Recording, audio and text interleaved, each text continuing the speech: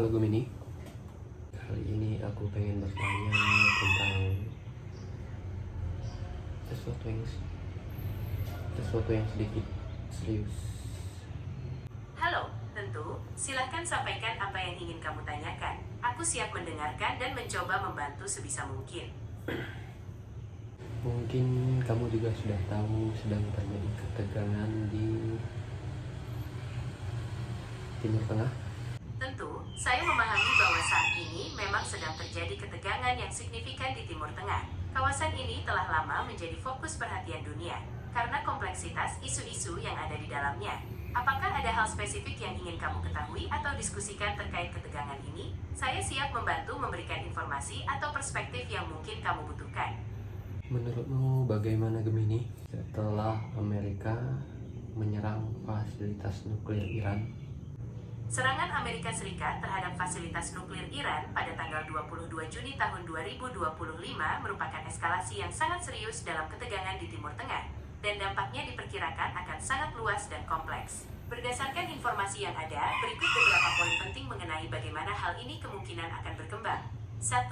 Eskalasi konflik yang lebih luas. Balasan dari Iran telah menyatakan bahwa AS memulai perang berbahaya dan akan menyimpan semua opsi untuk merespons. Kemungkinan besar akan ada balasan dari Iran, baik secara langsung maupun melalui proksi-proksinya di kawasan, seperti Hizbullah di Lebanon, Houthi di Yaman, atau kelompok-kelompok milisi di Irak dan Suriah. Ini bisa berarti serangan rudal, drone, atau bahkan serangan siber terhadap kepentingan AS dan Israel dimanapun di dunia. Perang terbuka. Banyak pakar menilai serangan ini telah memicu perang terbuka antara AS dan Iran, bahkan bisa meluas menjadi konflik regional yang lebih besar. Perang Israel-Hamas dan ketegangan di Laut Merah yang sudah ada sebelumnya akan semakin diperparah. 2. Reaksi internasional yang terpecah belah. Kecaman dan kekhawatiran, sejumlah negara dan organisasi internasional, termasuk PBB, telah mengecam serangan AS dan menyerukan penahanan diri. Banyak negara, termasuk China, Rusia, dan negara-negara Eropa, menyatakan keprihatinan mendalam atas eskalasi ini dan mendesak diplomasi. Dukungan untuk AS per Israel. Israel secara terbuka mendukung langkah AS menganggap program nuklir Iran sebagai ancaman eksistensial. Beberapa sekutu AS lainnya mungkin juga akan menunjukkan dukungan, meskipun mungkin dengan nada yang lebih hati-hati. Negara-negara Arab di Teluk, seperti Arab Saudi dan Qatar, menyatakan keprihatinan besar dan menyerukan semua pihak untuk menahan diri. Mereka khawatir konflik ini akan mengganggu stabilitas kawasan dan ekonomi mereka. 3. Dampak ekonomi global. Harga minyak. Ketegangan di Timur Tengah, terutama yang melibatkan Iran sebagai salah satu produsen minyak terbesar, akan sangat memengaruhi pasar minyak global. Kenaikan harga minyak dan gas akan menjadi konsekuensi langsung. Rantai pasok, Selat Hormuz, jalur pelayaran penting untuk ekspor minyak, bisa menjadi target atau terancam ditutup oleh Iran, yang akan mengganggu rantai pasok global secara signifikan. Investasi dan pasar keuangan. Ketidakpastian geopolitik akan meningkatkan resiko investasi dan menyebabkan gejolak di pasar keuangan global. 4. Implikasi politik domestik AS dan Iran. AS. Di Amerika Serikat, serangan ini memicu pro dan kontra. Ada kritik dari Partai Demokrat yang menuduh Presiden Trump, jika dia yang berkuasa saat ini, membawa AS ke ambang perang baru dan melangkahi kewenangan Kongres. Namun, ada juga dukungan dari kelompok garis keras yang melihat serangan ini sebagai langkah tegas. Di Iran, serangan ini kemungkinan akan menggalang dukungan domestik di sekitar pemerintah, meskipun tekanan ekonomi dan sanksi yang sudah ada akan semakin parah. 5. Potensi risiko lebih lanjut, misinterpretasi dan salah perhitungan. Dalam situasi yang tegang seperti ini, salah perhitungan atau misinterpretasi dapat dengan mudah memicu eskalasi yang lebih besar di luar kendali. Ancaman siber. Kedua belah pihak memiliki kemampuan siber yang signifikan, dan serangan siber bisa menjadi medan pertempuran baru yang berdampak luas. Singkatnya, serangan AS terhadap fasilitas nuklir Iran adalah peristiwa yang sangat signifikan dan berpotensi memicu konsekuensi yang jauh lebih besar dari yang bisa dibayangkan. Dunia berada di persimpangan jalan menuju ketidakpastian yang lebih besar di Timur Tengah. Jadi menurutmu tindakan Amerika menyerang Iran adalah sesuatu yang salah? Dalam kerangka hukum dan etika internasional, tindakan militer Amerika Serikat menyerang fasilitas nuklir Iran pada tanggal 22 Juni tahun 2025 memang memunculkan pertanyaan serius mengenai legalitas dan dampak moralnya. Tidak ada jawaban tunggal yang diterima secara universal, karena isu ini sangat kompleks dan melibatkan berbagai perspektif. Perspektif hukum internasional. Secara umum, hukum internasional melarang penggunaan kekuatan militer oleh suatu negara terhadap negara lain. kecuali dalam dua situasi utama yang diatur oleh Piagam PBB. B. 1.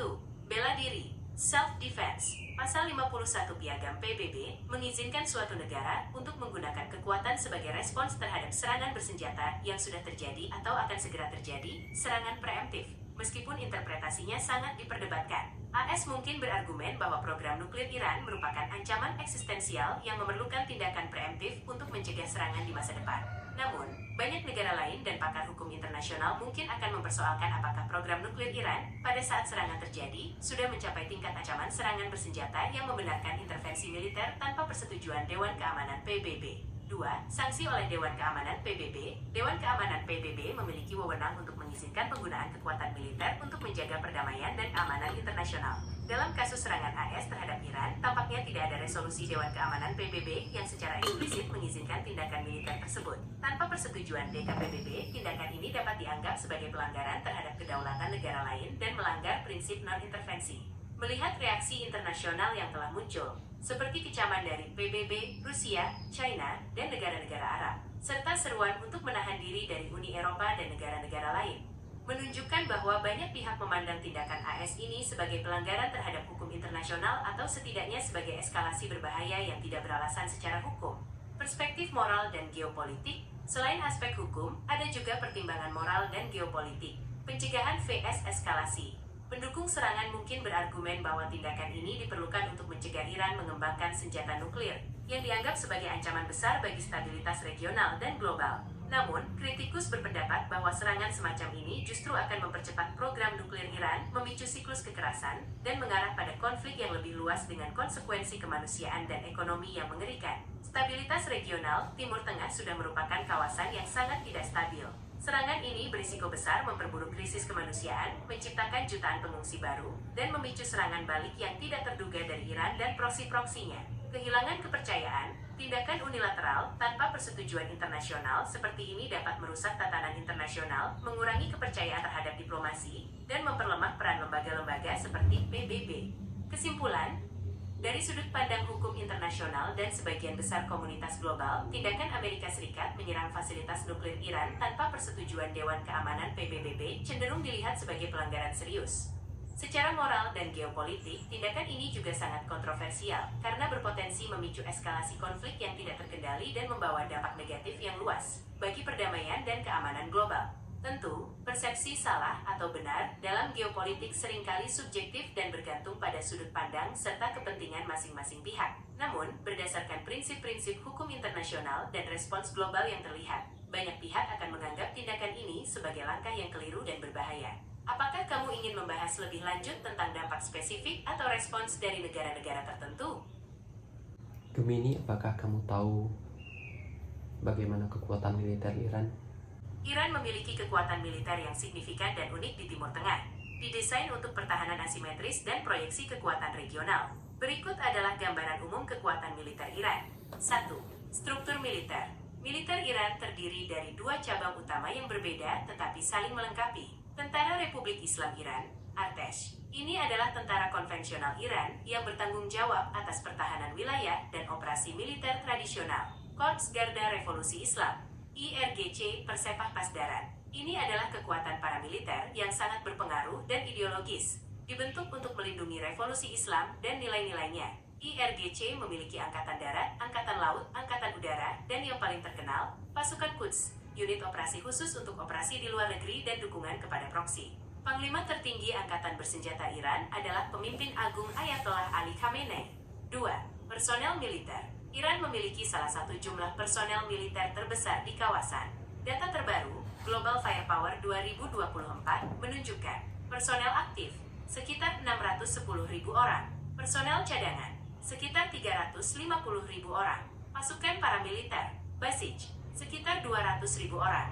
Ini adalah milisi sukarelawan yang sangat besar dan tersebar luas. Total kekuatan personel sekitar 1.160.000 orang. 3. Kekuatan udara. Meskipun Iran memiliki jumlah pesawat yang cukup besar, sekitar 551 unit pesawat militer, termasuk 196 jet tempur, banyak di antaranya adalah model lama yang diperoleh sebelum Revolusi Islam 1979.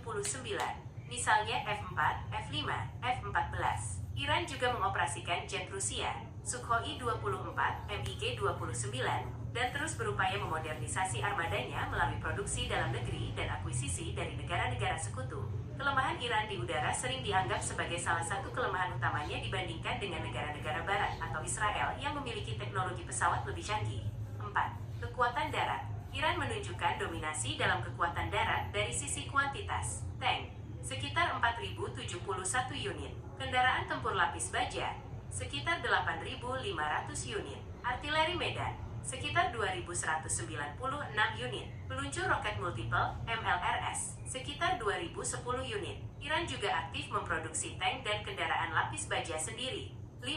Kekuatan laut. Iran memiliki sekitar 101 unit kapal perang, termasuk 19 kapal selam. Angkatan Laut Iran sebagian besar terdiri dari kapal cepat kecil yang dirancang untuk operasi taktis di Teluk Persia dan Selat Hormuz. Mereka berfokus pada strategi swarm attack dan kemampuan anti-akses area denial A2/AD untuk mengganggu lalu lintas maritim dan menghadapi kekuatan angkatan laut yang lebih besar. 6. Teknologi dan alutsista strategis, rudal dan drone. Inilah area di mana Iran dianggap memiliki kekuatan paling signifikan dan paling ditakuti. Rudal balistik.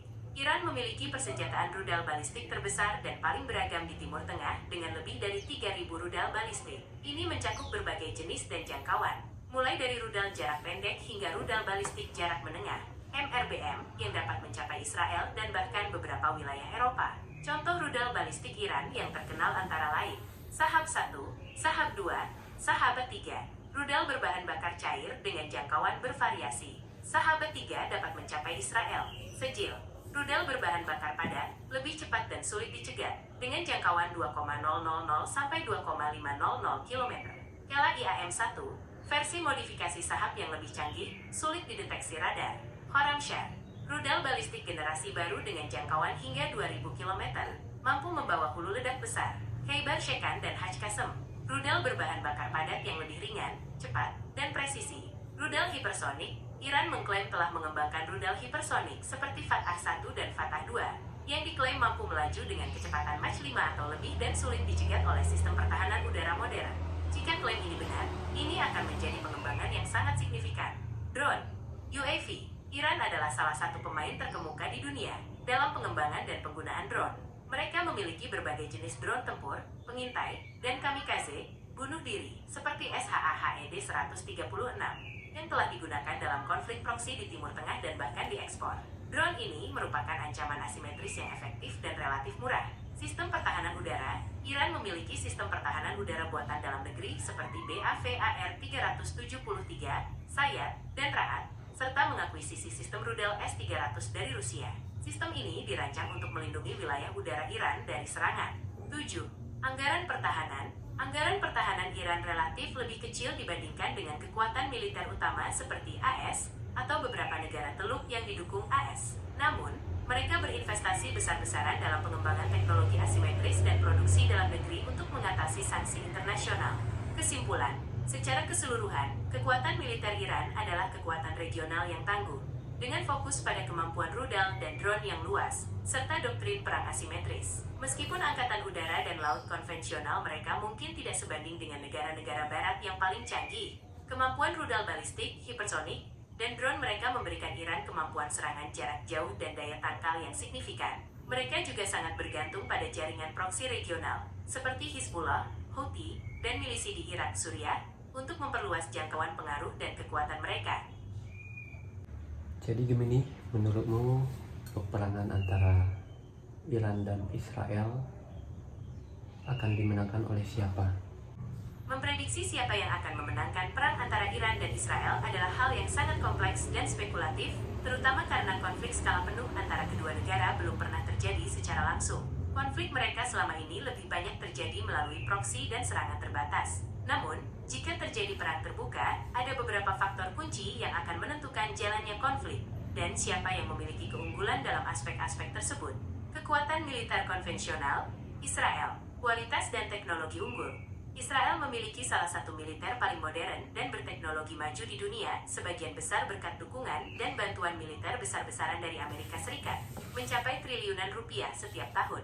Mereka memiliki jet tempur canggih seperti F-35, Habitat 15, dan F-16, sistem pertahanan rudal berlapis, Iron Dome, David Sling, Arrow, dan teknologi intelijen yang sangat canggih. Personel terlatih. Pasukan Pertahanan Israel, IDF, dikenal sangat terlatih dan memiliki pengalaman tempur yang luas dari berbagai konflik. Angkatan Udara Superior, Angkatan Udara Israel, IAF, adalah tulang punggung kekuatan ofensif mereka, mampu melakukan serangan presisi jauh di wilayah musuh. Iran. Jumlah personel besar. Iran memiliki jumlah personel militer aktif dan cadangan yang jauh lebih besar daripada Israel. Kuantitas senjata darat. Iran memiliki jumlah tank, kendaraan lapis baja, dan artileri yang lebih banyak. Angkatan udara tertinggal, meskipun memiliki banyak pesawat, sebagian besar adalah model lama dan tidak sebanding secara teknologi dengan armada Israel. Fokus asimetris. Doktrin militer Iran berfokus pada pertahanan asimetris, termasuk penggunaan armada kapal cepat di perairan sempit seperti Selat Hormuz, ranjau laut, dan rudal anti kapal. Kemampuan serangan dan pertahanan rudal. Iran, kekuatan rudal balistik dan drone. Ini adalah kekuatan utama Iran. Mereka memiliki inventaris rudal balistik terbesar dan paling beragam di Timur Tengah, mampu menjangkau Israel. Iran juga merupakan produsen dan pengguna drone canggih yang sangat produktif, termasuk drone kamikaze.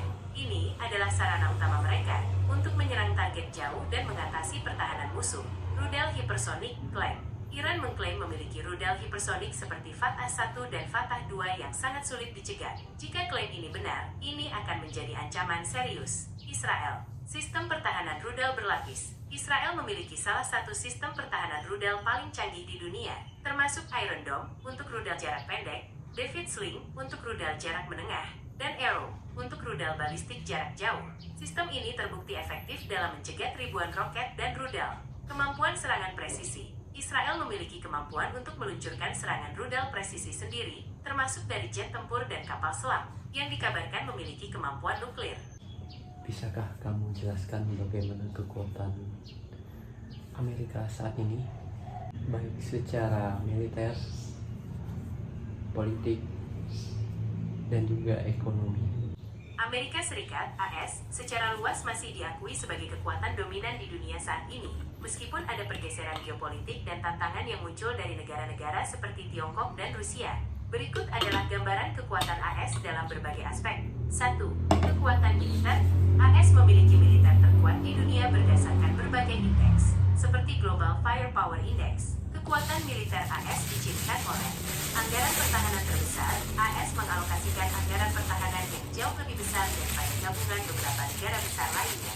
Ini memungkinkan investasi besar dalam penelitian dan pengembangan, akuisisi teknologi terbaru, dan pemeliharaan kekuatan yang besar dan canggih. Data terbaru menunjukkan anggaran pertahanan AS mencapai triliunan dolar AS. Keunggulan teknologi. AS memimpin dalam pengembangan dan penerapan teknologi militer mutakhir, termasuk pesawat tempur siluman, F-22, F-35, kapal induk bertenaga nuklir, kapal selam canggih, sistem pertahanan rudal balistik, dan senjata presisi jarak jauh. Mereka juga sangat maju dalam peperangan siber dan ruang angkasa.